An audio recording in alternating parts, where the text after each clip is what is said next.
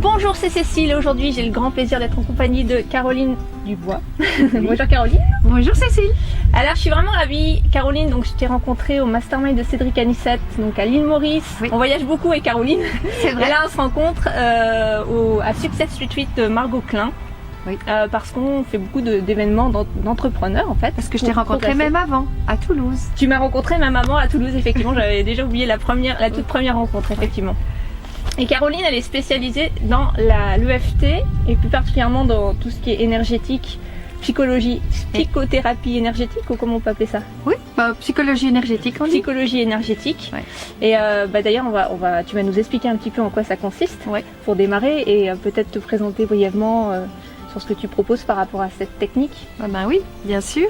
Donc bonjour et merci Cécile pour cette interview. Alors effectivement, je m'appelle Caroline Dubois.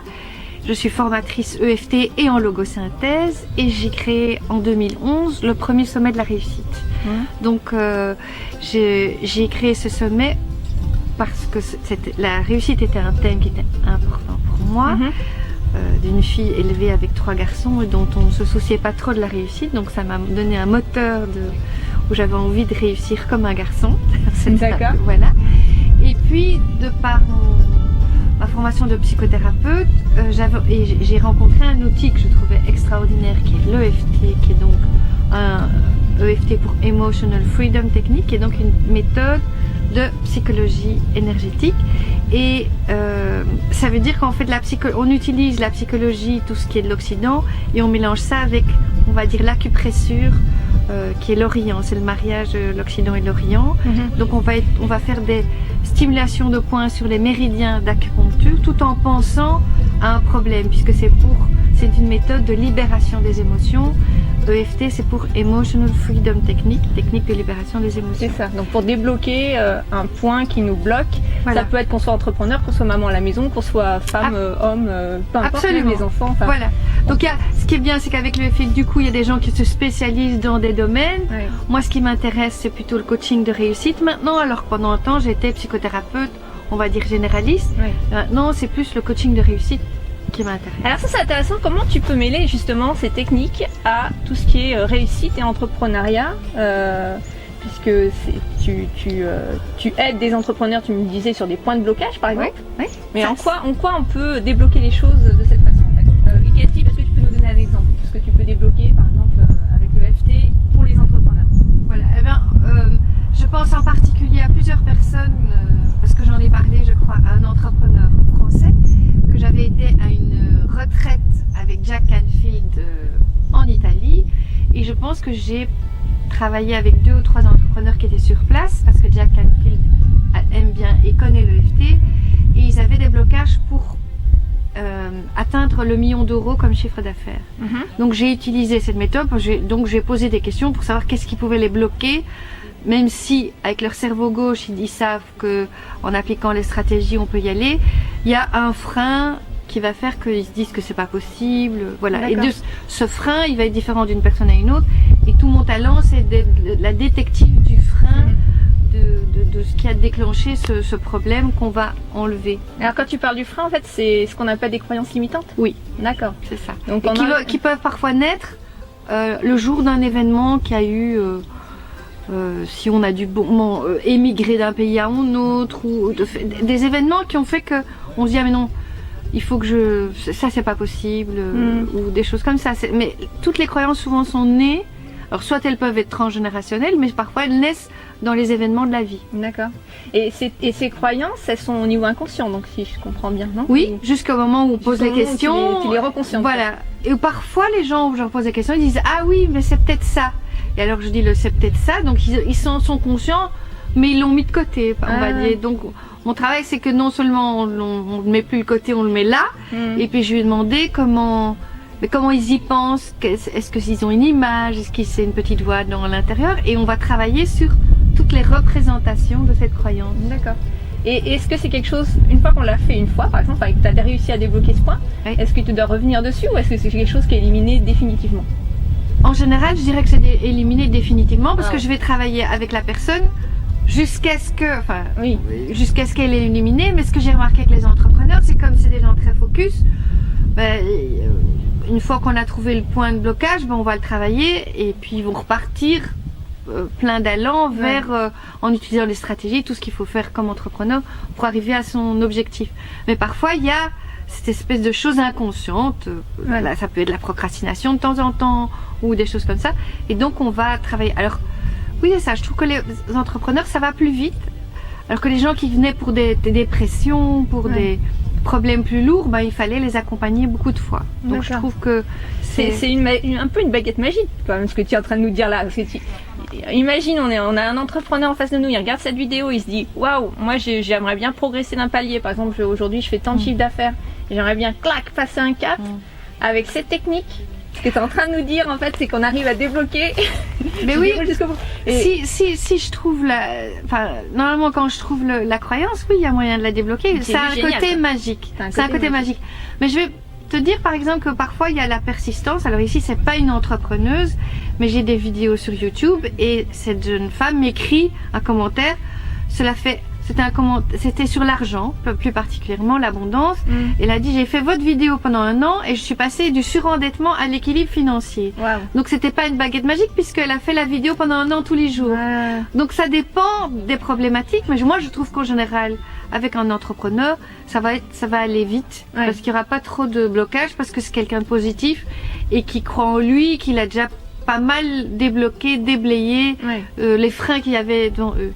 Voilà. Et le fait, donc tu parles des vidéos que tu partages par exemple, donc avec les vidéos déjà t'apportes énormément et comme tu dis, tu as donné un exemple où tu débloques, mais j'imagine si on t'a en face à face ou dans une formation que tu partages par exemple, où tu vas vraiment aller focus un peu plus profondément dans le sujet en fait, ça va aider, c'est le temps peut-être qui va être raccourci, tu vas aller plus vite ou tu vas réussir à trouver des choses que peut-être la personne n'aura pas réussi à trouver. Oui, c'est-à-dire que quand je suis en face à face, je vais directement aller à la croyance, donc pour un entrepreneur ça va aller vite. Mais il y a des gens qui sont pas entrepreneurs ou qui sont sur le chemin. Donc j'ai par exemple un programme où j'ai 90 vidéos, donc ça veut dire que je travaille sur 90 croyances possibles différentes sur la réussite et l'argent, par exemple. C'est énorme. Voilà. Et donc t'as répertorié, t'as fait une espèce de liste de tout ce qu'on pouvait imaginer. Absolument. Autour de cette, Absolument, parce que parfois, vu que j'ai eu des problèmes moi-même avec l'argent, je me suis rendu compte que c'était une question d'estime, de valeur de moi, de valeur de mon travail, de plein de choses, de croyances dans ma famille on pouvait pas vraiment être riche, on était d'un milieu bourgeois, mais il y avait quand même une espèce de mentalité de précarité, donc de transformer, de passer de la mentalité de précarité à la mentalité d'abondance. Enfin il y a vraiment beaucoup de sujets qui font que je crois parfois simplement parce que j'ai pas été désirée, parce que je suis venue après un enfant mort, je vais pas me donner le droit de réussir. Enfin il y a parfois des bêtes trucs.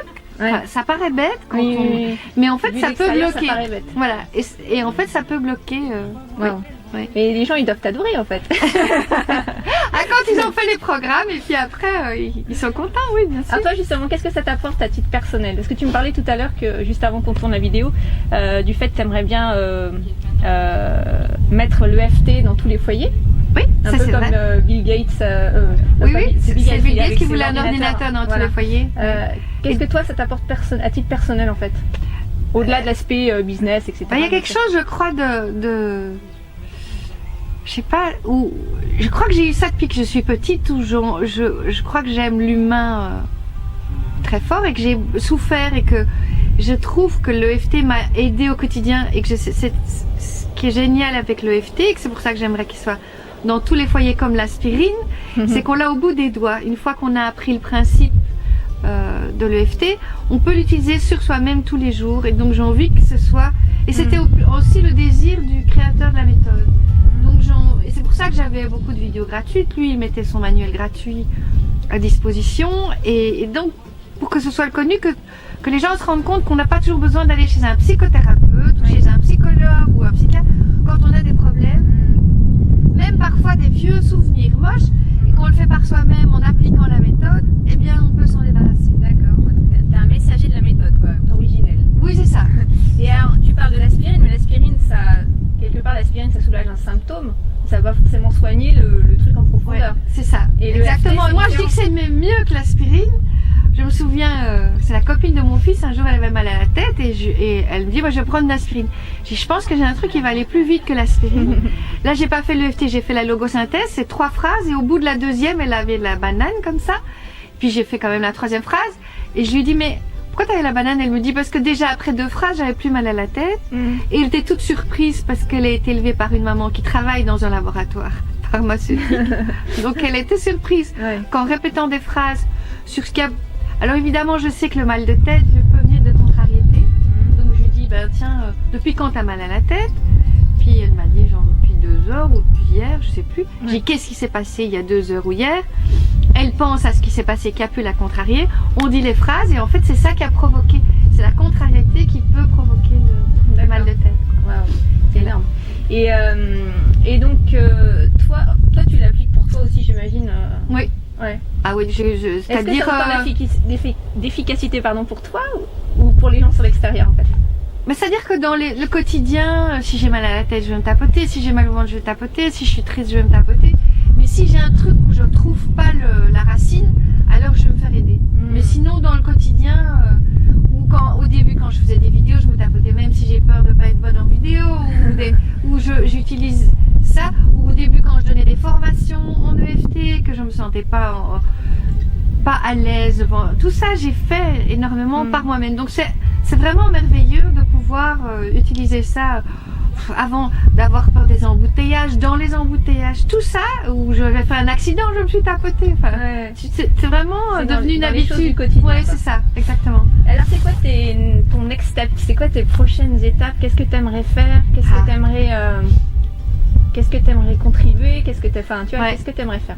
Mais ben voilà, j'ai déjà 7 produits avec l'EFT, je suis en train d'en préparer un 8e. Et puis j'adore les masterminds et il m'est venu une idée de faire un mastermind pour entrepreneurs autour d'un livre et c'est ce que je suis en train de préparer maintenant. Génial. Sur l'argent? Sur un livre, mais on va rester, on n'aura pas tous les détails, je pense que tu posteras. C'est pour les entrepreneurs, c'est sur un livre et oui. Okay. Je pense que c'est assez... assez d'infos pour aujourd'hui. Voilà. Ça marche. Bon, merci beaucoup. Est-ce que tu aurais un petit... un exemple, quelque chose que tu pourrais partager avec les gens qui nous regardent pour leur montrer ce qu'on peut faire tout de suite là je sais pas, une illustration, un truc... Tu veux dire une ronde de effet? Ouais, par exemple. On va dire, si vous avez un stress auquel vous pouvez penser maintenant, est-ce que tu peux penser à un stress? Le stress de... Un petit stress. Tu n'es pas obligé de le partager. Tu peux le partager ou pas, c'est comme tu veux. Si tu es ok de le partager, tu le partages. Ok. Ouais, par exemple, on est à Success Retreat, donc je vais le partager. Le stress de pas réussir à mettre en place ce que je suis en train de préparer et que je trouve génial. Et pourquoi est-ce que tu ne mettrais pas en place? Parce que là, on est dans un environnement propice, avec je suis bien entourée dans un environnement qui est porteur, où on voit les autres qui sont vraiment pas dans la procrastination et qui mettent en œuvre, donc ça pousse encore plus. Je sais pas, enfin ça peut être, voilà, je parle de ça comme je pourrais parler d'autres choses, tu m'as demandé un exemple. Oui. Donc, c'est ça. Et donc par exemple le stress de ne pas mettre en œuvre sur une échelle de 0 à 10, 10 c'est le maximum, 0 c'est pas de stress du tout, tu serais à combien de pas mettre en œuvre? 4. Et c'est parce que il t'est arrivé de ne pas mettre en œuvre? Oui, parce qu'il m'est arrivé effectivement d'assister à des trucs, d'avoir des clés, un plan d'action, des choses et de ne pas le faire. Et pourquoi tu le faisais pas, tu crois? Parce que j'étais... je sais pas, j'avais des doutes sur ma capacité de le mettre en œuvre ou sur ce que c'était adapté pour moi. Voilà. Mais si tu avais mis un plan d'action, tu savais que c'était adapté pour toi. Donc en fait c'est plus par rapport à un doute par rapport à tes capacités. Oui, c'est ça. Ouais. Donc parfois, voilà, le stress peut être provoqué par nos pensées, c'est-à-dire de penser que je suis pas capable, je vais pas y arriver, c'est trop difficile en fonction de, voilà, je suis pas capable. Donc voilà, c'est ça qui nous stresse, c'est cette pensée-là. Donc alors on va faire, ce qu'on fait ça, c'est alors on dit, même si j'ai ce stress, de ne pas mettre en œuvre ce que j'apprends ici, je choisis je choisis de me détendre. Je choisi de me détendre et d'avoir confiance dans mes capacités. et d'avoir confiance dans mes capacités. Ok. Alors maintenant, tu vas t'accoter le dessus de ta tête et tu vas penser, et vous allez penser à votre blocage, votre stress, c'est tes capacités ou c'est quoi la pensée dans ta tête? C'est j'ai pas les capacités? Je sais pas si je vais y arriver. Et je sais pas si je vais y arriver. Ok, est-ce que tu t'entends ou tu te vois bloqué devant Ouais, ton je me ordi? vois assise devant à mon bureau Et quelle tête tu Ouais. fais devant ton bureau? à être à pas avancer en fait, à rester. Ok, je libère et je lâche. Je libère et je lâche. Je ne sais pas si je vais y arriver. Je ne sais pas si je vais y arriver. Coin de l'œil. Je libère et je lâche. Je libère et je lâche. Cette image de moi devant le bureau, Cette image de moi devant le bureau, en train de ne pas avancer. en train de ne pas avancer. En dessous de je libère et je lâche. Je libère et je lâche. Toutes les peurs Toutes les peurs de ne pas y arriver. de ne pas y arriver. En dessous du nez, je libère et je lâche. Je libère et je lâche. Cette image de moi Cette image de moi qui n'avance pas. qui n'avance pas. En dessous de la réalité, La réalité, c'est que je suis ici sur un banc c'est que je suis sur un banc et pas dans mon bureau, et pas dans mon bureau. sous la clavicule. Et si j'allais m'y mettre quand je rentre, Et si j'allais m'y mettre quand j'en en rentre? dessous des bras. Et si c'était tellement enthousiasmant que j'allais m'y mettre facilement, Et si c'était tellement enthousiasmant que j'allais m'y mettre facilement? en dessous des seins. Et si je me focalisais seulement sur mon enthousiasme Et si je me focalisais seulement sur mon enthousiasme et non pas sur mes potentielles non-capacités et non pas sur mes potentielles ou non-capacités potentielles capacités. ou potentielles capacités? Tu inspires profondément, tu expires. Donc, si maintenant tu penses à quand tu vas rentrer, J'ai la patate tout d'un coup. Je sens de l'enthousiasme, c'est vrai en plus. Quand t'as parlé d'enthousiasme, il y a un truc qui m'a... bah oui, parce que tu es Ça m'a très porté, enthousiaste, en fait. donc tu vois, c'est une ressource chez toi. Mm. Donc alors on peut Ouais. faire. C'est ça qui est génial avec Caroline, c'est qu'elle touche juste en fait. Elle vit juste. Enfin, c'est... ouais. Non, mais c'est toi qui l'as dit. Au-delà de ça, Enfin, c'est moi, moi qui l'ai dit, mais tu l'as fait mais je t'ai ressortir. remarqué, parce que j'ai remarqué que tu étais quelqu'un d'enthousiaste aussi. Donc ça, ta ressource, alors après tu peux tapoter, c'est pas des affirmations, c'est tu changes l'affirmation en une question positive. Donc pourquoi suis-je si enthousiaste? Pourquoi suis-je si enthousiaste? Début sourcil. Pourquoi suis-je si enthousiaste sur ce projet? Pourquoi suis-je si enthousiaste sur ce projet? Coin de l'œil. Pourquoi suis-je poussé par mon enthousiasme pour mener à bien ce projet? Pourquoi suis-je poussée par mon enthousiasme pour mener à bien ce projet? En dessous de l'œil. Pourquoi suis-je si enthousiaste? Pourquoi suis-je si enthousiaste? En dessous du nez. Pourquoi est-ce que je passe à l'action si facilement? Pourquoi est-ce que je passe à l'action si facilement? En dessous de la bouche. Pourquoi suis-je si enthousiaste dans ce projet? Pourquoi suis-je si enthousiaste dans ce projet? Sous la clavicule. Pourquoi est-ce que je me sens portée par mon enthousiasme? Pourquoi est-ce que je me sens portée par mon enthousiasme? Ok, maintenant tu inspires, tu expires. Et donc si tu penses à ton projet maintenant, qu'est-ce qui se passe? Je suis enthousiaste. Je suis enthousiaste pourquoi? Parce que je veux inspirer ma fille, je veux inspirer les gens qui regardent ces vidéos, je veux leur montrer que c'est possible, je veux être un modèle. Et je me dis que c'est peut-être ma mission d'être sur cette terre pour ça, et voilà. Ouais, c'est ça. Mais donc tu vois, donc maintenant on était en stress tout à l'heure, t'étais à 4? T'es à combien maintenant? Zéro. Bon ben voilà, comme ça vous avez vu En direct live. comment on fait de l'EFT. Voilà, c'était deux petites rondes quoi, tu vois. Exactement. Voilà. Alors, est-ce que tu peux nous dire où on peut te retrouver? On va mettre le lien bien sûr sous la vidéo. Bien sûr, bien sûr. Eh bien, on peut me retrouver sur le site guérir-eft.com où il y a des tas d'articles et vous pouvez vous inscrire à ma newsletter. Ou sinon, sur mon blog bien-être et prospérité. Et là, il y a un tiret entre chaque mot. Bien-être-et-prospérité-eft.com. Ok, Voilà. bon, on s'en souvient comme ça, c'est Voilà. Ok, bah merci beaucoup Caroline. Avec plaisir. Et à très vite, partagez la vidéo, mettez un petit pouce si vous avez aimé.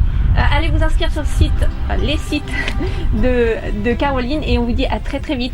Et vous mettez aussi des commentaires pour Cécile en dessous mettez de la des petits vidéo. commentaires. Peut-être faites la même chose que ce qu'on a fait tout à l'heure là sur la ronde. Faites-la à la maison, dites-nous ce que vous en pensez, dites-nous comment ça marche pour vous. Voilà. Et on vous dit à très vite. Bye bye. Au revoir.